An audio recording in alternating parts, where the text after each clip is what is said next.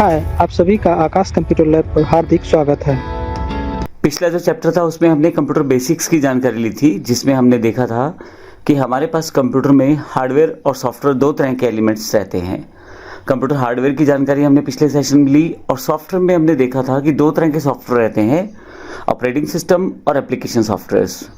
Operating system जो कि पूरे के पूरे कंप्यूटर के सभी कार्यों को मैनेज करते हैं, कंट्रोल करते हैं, ये सॉफ्टवेयर जो रहते हैं इन्हें ऑपरेटिंग सिस्टम कहते हैं। इस सेशन में हम ऑपरेटिंग सिस्टम की ही जानकारी लेने वाले हैं कंप्लीट रूप में। चैप्टर 2 पूरा का पूरा ऑपरेटिंग सिस्टम पे आधारित है। ऑपरेटिंग सिस्टम क्या है और क्या इसके कार्य हैं, इन सभी चीज़ों की जानकारी लेने वाले हैं। तो आइए शुरुआत करते हैं। बेसिकली ऑपरेटिंग सिस्टम है क्या? ऑपरेटिंग सिस्टम कंप्यूटर यूज़र यानी कि वो व्यक्ति जो यूज़ करता है, जैसे मैं और आप, और कंप्यूटर हार्डवेयर के बीच एक इंटरफेस है।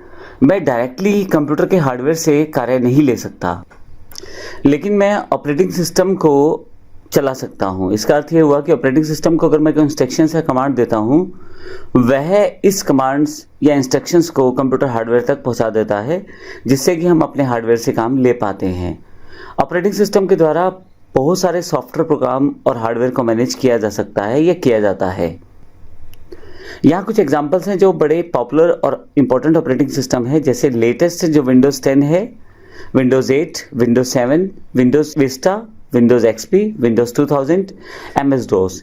ये सभी के सभी ऑपरेटिंग सिस्टम जो मैंने अभी बताए हैं, विंडोज़ 10 से लेके एमएस डोस तक, ये सभी माइक्रोसॉफ्ट कंपनी के द्वारा बनाए गए हैं। इसके अलावा एक अलग कंपनी है एप्पल्स मैक ओएस है। इसके अलावा iOS, ये दोनों एप्पल की कंपनी के हैं। क्रोम ओएस जो कि गूगल का ऑपरेटिंग सिस्टम जो लॉन्च किया गया है नया बिल्कुल। लाइनेक्स, यूनिक्स, ये ऑपरेटिंग सिस्टम जो है ये लाइनेक्स वालों के ऑपरेटिंग सिस्टम है। तो ये कुछ ऑपरेटिंग सिस्टम के एग्जांपल्स हैं। अगर हम ऑपरेटिंग सिस्टम की बात करें तो ऑपरेटिंग सिस्टम कंप्यूटर यूजर और कंप्यूटर हार्डवेयर के बीच में एक इंटरफेस है।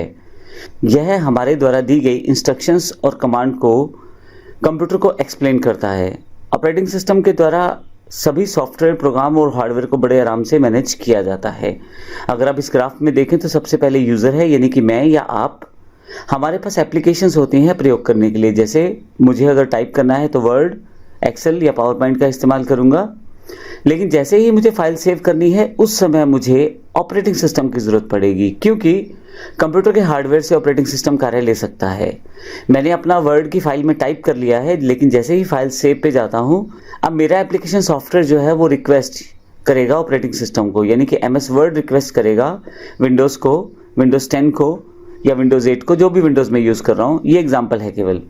और विंडोज़ 10 जो है वो कंप्यूटर हार्डवेयर से चेक करेगा कौन सी ड्राइव पे स्पेस खाली है, और जब मैं सपोज करें डी ड्राइव पे फाइल सेव करना चाहता हूं तो ऑपरेटिंग सिस्टम चेक करेगा डी ड्राइव पे जो वर्ड की नाम की फाइल में सेव करना चाहता हूं उस नाम से पहले कोई फाइल तो नहीं है, या मेरे पास डी ड्राइव भर तो नहीं चुकी है। तो इस तरह से जो ऑपरेटिंग सिस्टम है मेरे और हार्डवेयर के बीच में कड़ी का काम करता है। मैं अपनी सभी कमांड्स ऑपरेटिंग सिस्टम को प्रोवाइड करता हूं और ऑपरेटिंग सिस्टम उन्हीं कार्यों को हार्डवेयर से लेता है।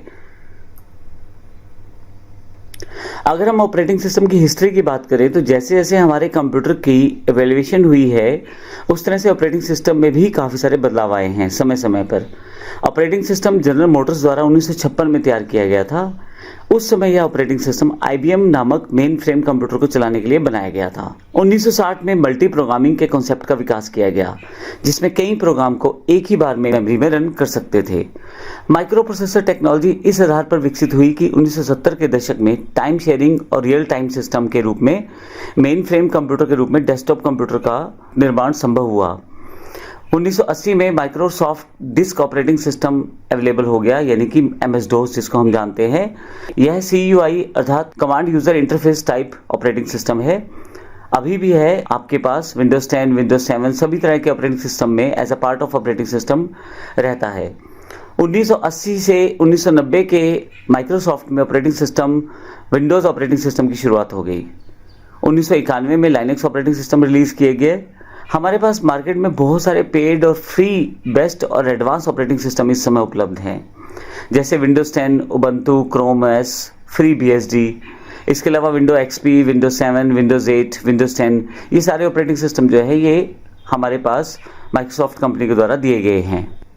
इसमें इंपॉर्टेंट बात यह है कि जैसे जैसे कंप्यूटर का एवोल्यूशन हुआ इलेक्ट्रॉनिकली, उसके साथ साथ हमारे पास ऑपरेटिंग सिस्टम यानी कि सॉफ्टवेयर में भी काफ़ी सारे बदलाव होते चले गए।